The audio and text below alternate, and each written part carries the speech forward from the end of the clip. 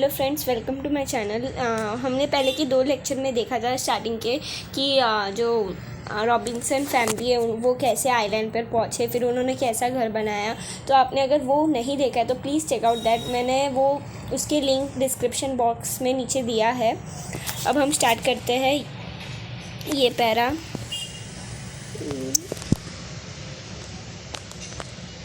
On the shore of another island, Fritz has knocked and down an albatross.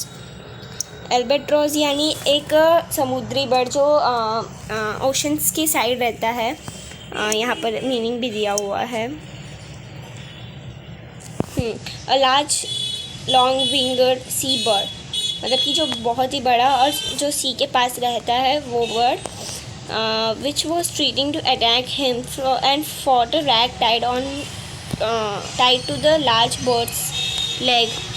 मतलब कि जो फ्रिट्स था वो एक दिन दूसरे आइलैंड पर गया था और उसने एक अल्बाट्रोस को जख्मी कर दिया, जो उसको जो फ्रिट्स को मारने की अटैक करने की कोशिश में कर रहा था। और उस लार्ज बर्ड के लेग में हमें रैग यानी कपड़े का टुकड़ा, पीस ऑफ क्लोथ बंधा हुआ मिला। On the rag was a message that an English woman had been stranded on the smoking rock. Fritz had no idea how old the message was. His father suggested that smoking rock sounded like a reference to a volcano. Since there were no volcano in their vicinity, the bird might have come from hundreds of miles away. However, Fritz felt that someone needed his help, and he was determined to do his best to find the sender.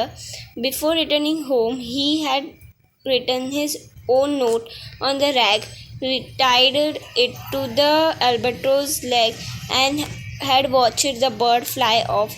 The note told whoever received it, "Do not despair, help is near." Fritz then successfully rescued the young woman. Jenny Montrose thought shy at first. Soon she got used to living with Robinson family. मतलब कि जो fish था वो another island पे गया, फिर उसने एक अल्बाट्रोस यानी एक बड़े से बर्ड को ज़ख्मी कर दिया और उसके पैर पे एक मैसेज था, मतलब कि एक रैक पे मैसेज लिखा था। उस मैसेज में लिखा था कि एक इंग्लिश वूमेन स्मोकिंग रॉक में फंसी है। तो फ्रिट्स को ये बिल्कुल आइडिया नहीं था कि वो मैसेज कितना पुराना होगा, और उसके फादर ने सजेस्ट किया कि स्मोकिंग राउंड मतलब कि ये कुछ वोल्केनो की तरह साउंड कर रहा है। तो और मतलब कि उनके वेसिनिटी, मतलब कि उनके आसपास के इलाकों में कोई भी वोल्केनो नहीं था। तो फादर ने बोला कि ये बर्ड बहुत ही दूर 100 ऑफ मील अवे से आया होगा, दूर से आया होगा। तो बट फ्रिट्स को फिर भी ऐसे फील हो रहा था कि किसी को उसकी हेल्प चाहिए और वो उसकी हेल्प भी करेगा। तो मतलब कि घर जाने से पहले, मतलब कि वो वहाँ से जाने से पहले उसने एक नोट लिखा और उस रैग को उस अल्बाट्रोस की रैग में वापस बांध दिया और देखा कि वो बर्ड कहाँ पर फ्लाई हो रहा है, कौन से डायरेक्शन में कहाँ जा रहा है। उसके पीछे पीछे फ्रिट्स भी गया और उस नोट में लिखा था कि whoever received it, do not despair, help is near। मतलब कि जो भी इसे पाएगा, इसे रिसीव करेगा, तो उनके लिए ये मैसेज था कि दुखी मत होना, हेल्प नज़दीक है। और फ्रिट्स ने फिर सक्सेसफुली एक यंग वुमेन को रेस्क्यू किया, मतलब कि बचाया। उस वुमेन का नाम था जेनी मॉन्ट्रोस। और पहले में वो बहुत शाई करती थी रॉबिन्सन फैमिली के साथ रहने के लिए। देन फिर बाद में वो घुल मिल गई।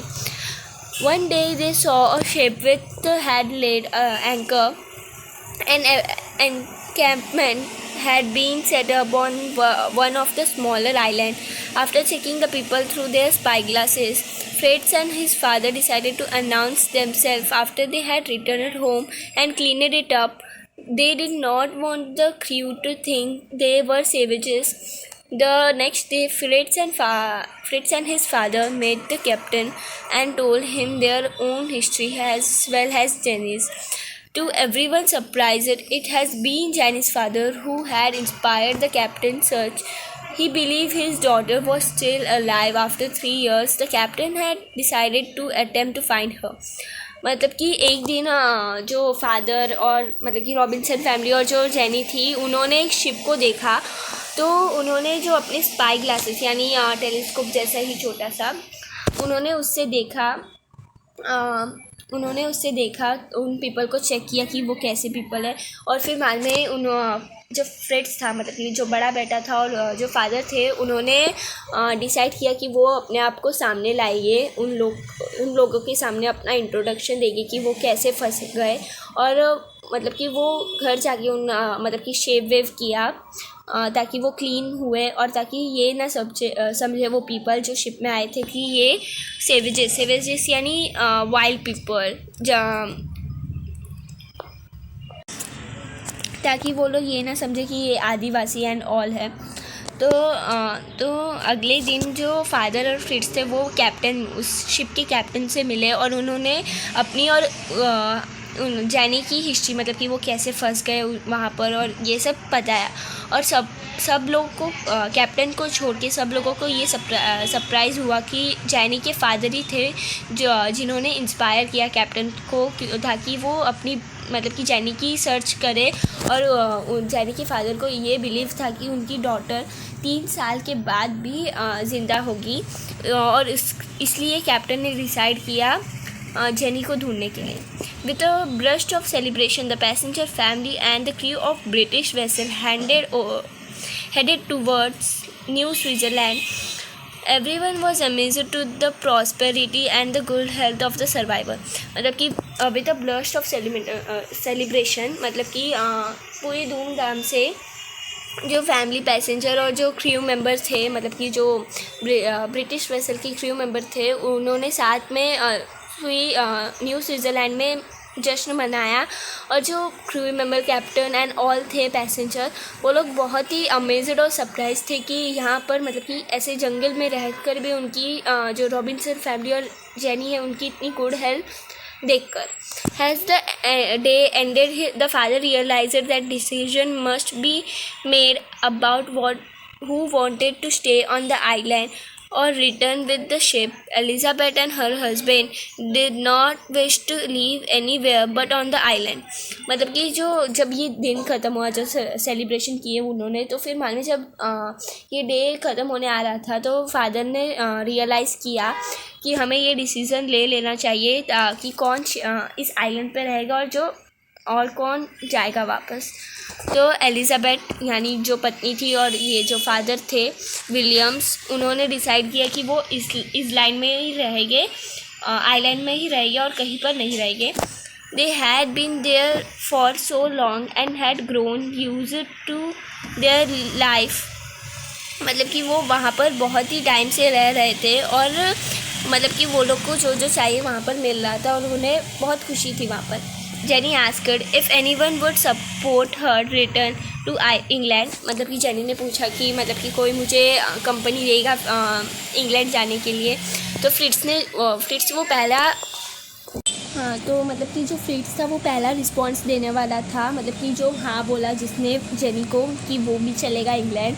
ही offered it cheers for us and who were going to Europe. मतलब कि उन्होंने चेयर्स किया, जो फ्रिट्स और जेनी ने बोला कि मतलब कि जो भी इंग्लैंड आना चाहेगा उनके लिए चेयर्स, और जो नहीं आना चाहेगा वो ठीक है।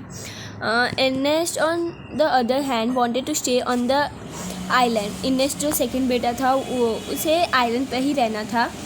Jack also decided to stay back. जो जैक था यानी थर्ड बेटा था वो भी आइलैंड में ही रहना चाहता था। और फ्रांस जो सबसे यंगेस्ट बॉय था उसने डिसाइड किया कि वो फ्रिट्स के साथ जाएगा।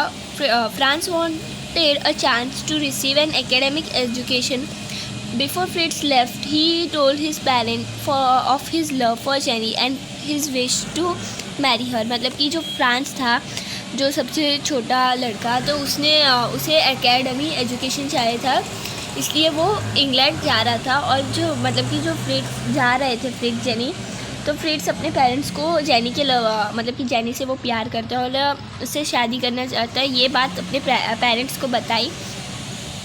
The father had keep a record of all adventure they had on the island.